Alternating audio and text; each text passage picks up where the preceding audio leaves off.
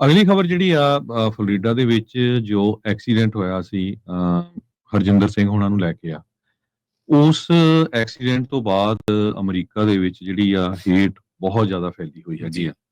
ਜਿਹੜੇ ਲੋਕ ਸਰਚ ਕਰਦੇ ਆ ਗੂਗਲ ਤੇ, ਟਵਿੱਟਰ ਤੇ, ਇੰਸਟਾਗ੍ਰਾਮ ਤੇ ਦੇਖਦੇ ਆ ਵੀ ਬਹੁਤ ਸਾਰੇ ਲੋਕ ਵੱਖ-ਵੱਖ ਵੀਡੀਓਜ਼ ਬਣਾ ਰਹੇ ਆ ਤੇ ਪੰਜਾਬੀ ਡਰਾਈਵਰਸ ਦੇ ਅਗੇਂਸਟ, ਪੰਜਾਬੀਆਂ ਦੇ ਅਗੇਂਸਟ, ਸਿੱਖਾਂ ਦੇ ਅਗੇਂਸਟ ਬਹੁਤ ਜ਼ਿਆਦਾ ਜਿਹੜੀਆਂ ਹੇਟ ਵਾਲੀਆਂ ਵੀਡੀਓਜ਼ ਚੱਲ ਰਹੀਆਂ।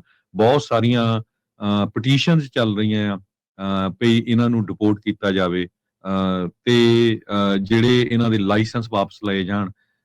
ਉਸ ਸਾਰੇ ਕਾਸੇ ਨੂੰ ਲੈ ਕੇ ਆਪਾਂ ਪਿਛਲੇ 2-3 ਦਿਨ ਵੀਰਵਾਰ, ਸ਼ੁੱਕਰਵਾਰ ਕਾਫੀ ਰੌਲਾ ਪਾਇਆ ਸੀ ਰੇਡੀਓ ਤੇ ਵੀ।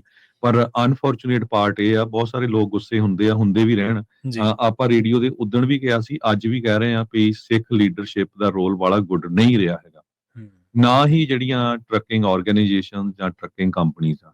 ਜਦੋਂ ਐਕਸੀਡੈਂਟ ਹੋਇਆ ਉਸ ਐਕਸੀਡੈਂਟ ਤੋਂ ਬਾਅਦ ਇੰਨਾ ਰੌਲਾ ਪਿਆ ਕਿਉਂਕਿ ਸਾਰਿਆਂ ਨੂੰ ਪਤਾ ਵੀ ਐਂਟੀ ਇਮੀਗ੍ਰੈਂਟ ਵੇਵ ਚੱਲ ਰਹੀ ਆ, ਇਹ ਪੋਲੀਟੀਕਲ ਮੁੱਦਾ ਬਣ ਗਿਆ। ਫਲੋਰੀਡਾ ਵਾਲਿਆਂ ਨੇ ਬਣਾ ਲਿਆ ਔਰ ਇਹ ਬਣਿਆ ਰਹਿਣਾ 3 ਸਾਲ। ਅਗਲੇ ਸਾਲ ਦੀਆਂ ਇਲੈਕਸ਼ਨਾਂ ਵੀ ਤੇ ਆਉਣ ਵਾਲੇ ਜਿਹੜੀਆਂ 2028 ਦੇ ਵਿੱਚ ਇਲੈਕਸ਼ਨਾਂ ਹੋਣੀਆਂ ਉਦ ਤੱਕ ਚੱਲਣਾ ਹੀ ਆ। ਅਗਲਿਆਂ ਨੇ ਵੋਟਾਂ ਲੈਣ ਲਈ ਮੁੱਦਾ ਬਣਾਉਣਾ ਹੀ ਆ।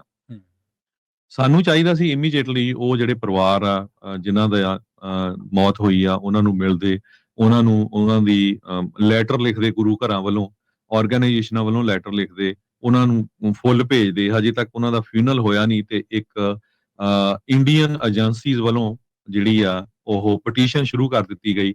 ਅਸੀਂ ਉਹਦਾ ਵਿਰੋਧ ਵੀ ਕੀਤਾ, ਉਹ ਵੀ ਮੈਂ ਡਿਟੇਲ ਤੁਹਾਨੂੰ ਦੱਸੂਗਾ। ਸੋ ਉੱਥੇ ਜਿਹੜੀ ਸਾਡੀ ਆਰਗੇਨਾਈਜੇਸ਼ਨਸ ਆ ਉਹ ਫੇਲ ਹੋਈਆਂ ਹੈਗੀਆਂ। ਉਹਨਾਂ ਲਈ ਫੰਡ ਰੇਜ਼ਿੰਗ ਕਰਦੇ ਤਾਂ ਕਿ ਕੱਲ ਨੂੰ ਜਦੋਂ ਹਰਜਿੰਦਰ ਸਿੰਘ ਦਾ ਕੇਸ ਚੱਲਦਾ ਉਹ ਪਰਿਵਾਰ ਜਿਹੜੇ ਆ ਉਹਨਾਂ ਦੇ ਪਰਿਵਾਰਕ ਮੈਂਬਰ ਆ ਉਹਨਾਂ ਦਾ ਜਿਹੜਾ ਬਿਹੇਵੀਅਰ ਆ ਥੋੜਾ ਨਰਮ ਹੁੰਦਾ ਸਜ਼ਾ ਦਿਵਾਉਣ ਚ।